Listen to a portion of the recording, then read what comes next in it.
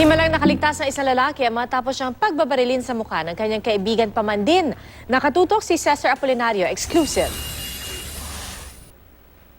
Madaling araw nitong September 30, makikita ang 33 taong gulang na si Danilo Pablo Jr. habang nakatambay sa kahabaan ng kalyeng ito.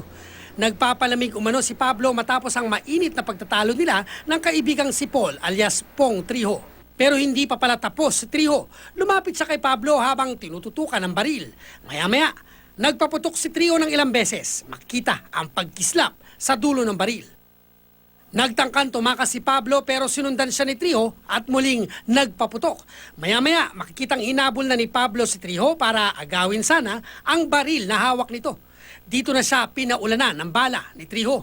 Makikitang ininda ni Pablo ang tama sa kanyang panga. Pinagmulan daw noon kasi yung lumabas yung dalawang tao, sila, pinalo na ng kahoy ni Pong si JR.